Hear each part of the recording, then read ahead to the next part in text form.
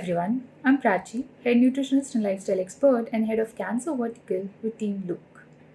Today being World Lung Cancer Awareness Day, let us educate ourselves on some of the key commonalities we come across with lung cancer patients and how can we take care of our lung health as a preventive measure. Lungs basically are a pair of sponge-like organs in the chest which are mainly responsible for respiration, that is, inhaling oxygen and expelling out carbon dioxide from our body. It is one of the key eliminatory or detoxifying organs of our body along with our skin, liver, colon and kidney. Hence, it is one of our very vital organs for smooth functioning of our body.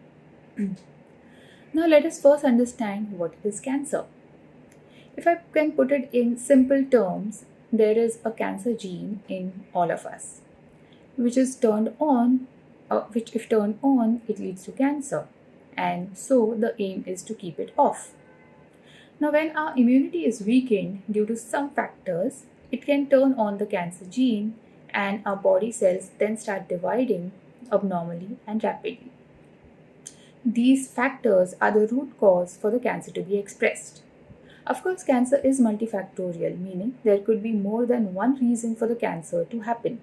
But most of the times, the root cause lies in our own lifestyle, meaning the way we live our life in terms of the daily habits, the routine that you follow for many years, the way you eat, drink, the way you sleep, move, or stay sedentary, the way you handle your emotions or stressors in life. That is your lifestyle. So one can use their lifestyle to either turn on the cancer gene or use it to turn it off. Now, in terms of lung cancer, it is either primary, wherein the cancer starts in the lung itself, or it could be secondary, wherein there has been a metastasis. That is, the cancer cells have traveled from a different primary source, like say breast cancer or oral cancer, to the lungs. Let us now look at certain key risk factors or commonalities that we call that we have come across with our lung cancer clients. The topmost factor is smoking. It has been linked to about 90% of lung cancer deaths. Smoking both cigarettes or BDs is the principal factor causing lung cancer. Not just directly, but even passive smoking, wherein one breathes in other person's tobacco smoke or a second-hand smoke, can increase the risk of lung cancer. I remember this case of a young girl with lung cancer who came in for a consult. She mentioned to have never smoked in her life. However, post-investigation, we found out her brother was a chain smoker. So you see, passive smoking is equally dangerous. Smoking involves certain chemicals which are carcinogenic, meaning they are cancer causing, and increases the toxin load in the body, thus lowering immunity and increasing inflammation, making you more susceptible to cancer. Hence, it is best to quit smoking for good. The next risk factor is prolonged exposure to certain hazardous chemicals which are possible carcinogens like arsenic, asbestos, lead, radon, and so on.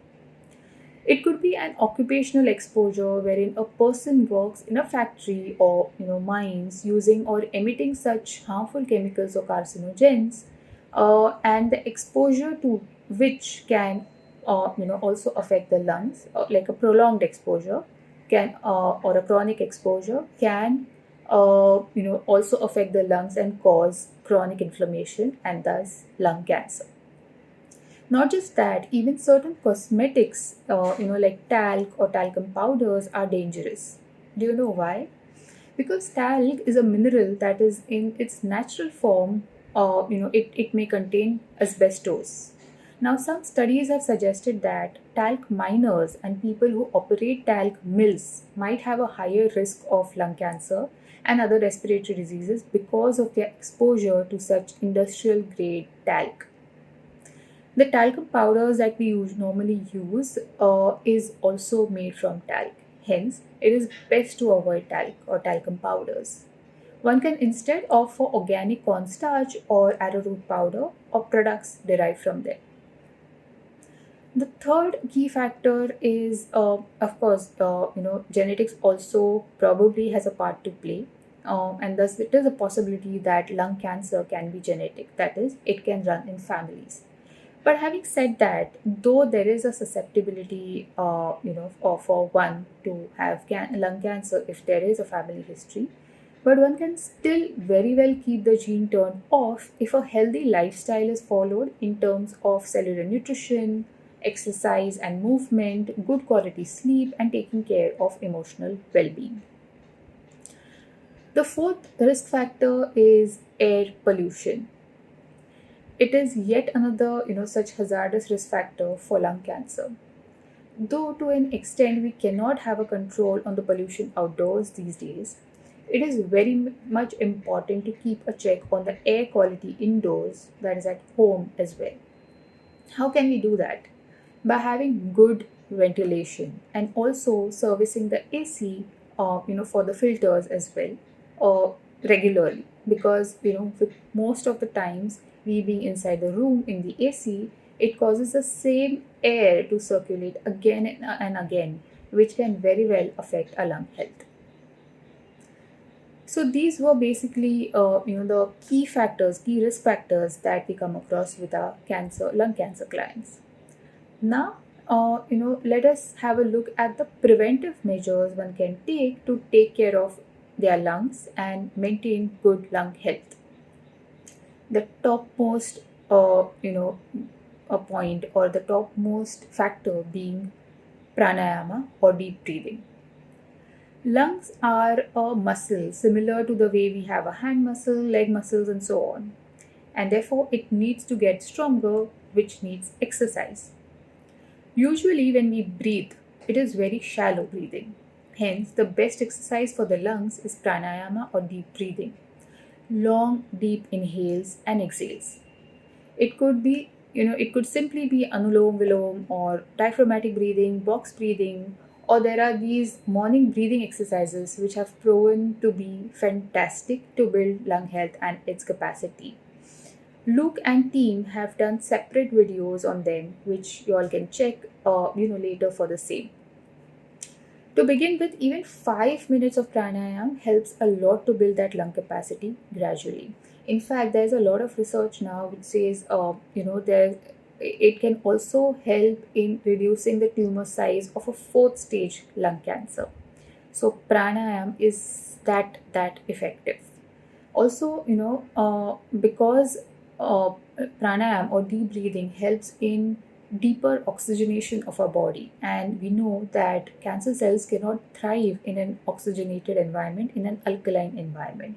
So pranayama is a key factor when it comes to having better lung health, lung capacity, or even for that matter in case of lung cancer patients. The next is movement. To help improve the lung capacity, it is very important to keep moving, to do some form of exercise as simple as walking, jogging, cycling, aerobics, cardio mainly, and to avoid having a sedentary lifestyle. Even obesity is not desirable for maintaining good lung health because the more weight you have, the more pressure is on the lungs. Hence, it is essential to keep a check on the weight as well. The next factor that we need to look at is having a balanced nutrition.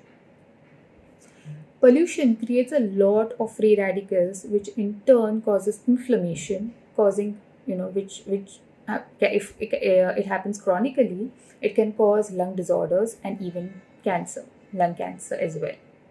Hence, addition of antioxidant-rich food coming from fruits, veggies, nuts, seeds, forming a rainbow in the plate is very, very important with all the colorful veggies, fruits, etc. Even antioxidant-rich herbs like dried thyme, rosemary, oregano, parsley are excellent for lung health, especially for cutting down on mucus formation as well. Anti-inflammatories present in different Indian spices like turmeric, black pepper, Sri Lankan roll cinnamon, ginger, cloves, and so on are excellent to help reduce inflammation. In fact, we have this magic lung tea which has all these important spices, and it has proven to be very, very helpful in keeping up with the lung health of our clients.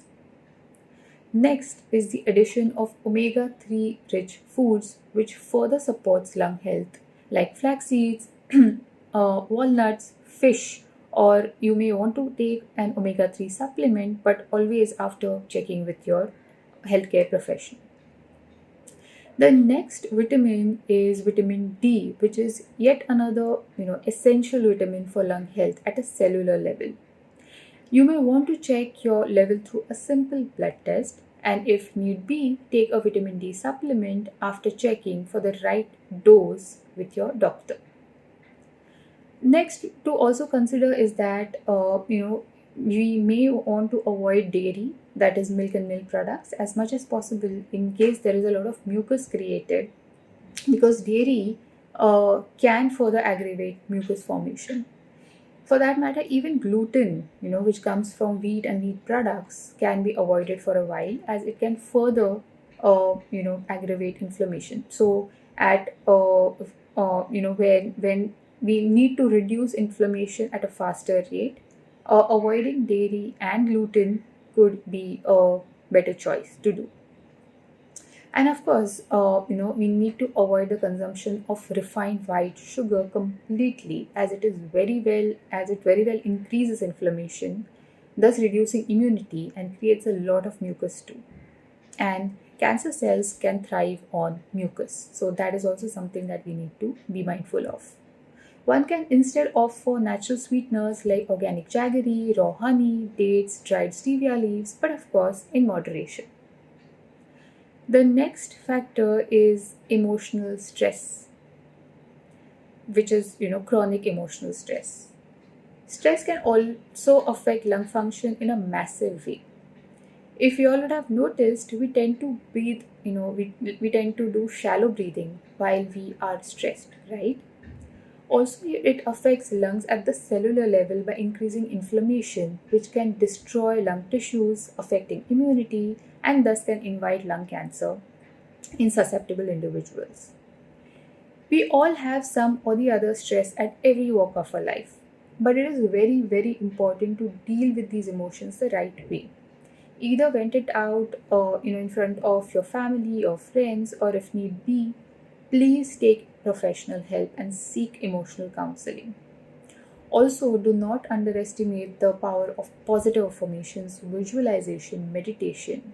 We have numerous cases by now that have time and again proved that impact of these powerful tools and in healing and recovery. Hence, to sum it all, uh, it is very important to address the root cause and take necessary action in time, because prevention is always better than cure, right?